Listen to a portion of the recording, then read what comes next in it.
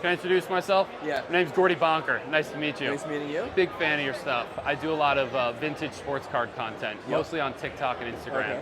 But love the King of Collectibles, love the show. Yep. I wanted to ask you, in terms of the vintage sports card market right now, what's one trend that you don't think people fully recognize? Oh, I think in general that a lot of new people are focused on modern.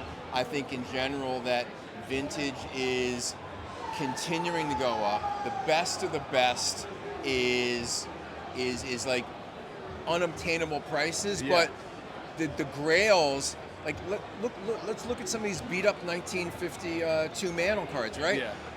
$15,000-$20,000 for something that may not want to hang on your wall, but people want to be a part of it. People want to celebrate the history of sports cards, not just a shiny new card put out in 2025. And I think that it's constantly raw. Every time there's a new collector for modern, in a couple of years there's going to be a new collector for vintage at when he discovers it. I'm glad you said that, because I see a lot of it in my own world, my content, is that Yep. I'm seeing a lot more modern collectors come to me and want to learn more about vintage. Yep. I myself have been starting to sell and broker some higher level cards. Mm-hmm. I just recently sold a 55 Clemente in an 8, a couple of early Robinsons in 8s and 9s.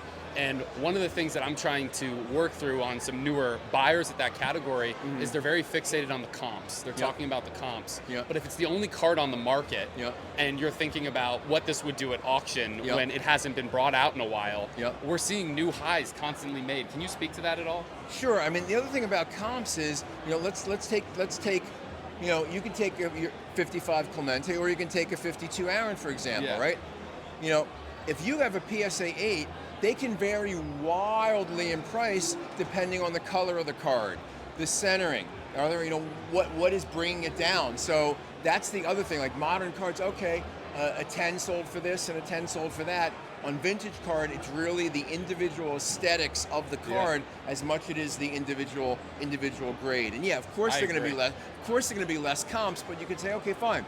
Is the Pete Rose market going up in general since he passed? If the market is, then you got to realize that a 64 Topps card in an 8 is probably worth more now than what you see selling a month before he passed. That's fair. Yeah. I got one more for you. Sure. I am an aspiring entrepreneur like yourself. Yeah. I have my own media business. I'm buying and selling cards, primarily vintage.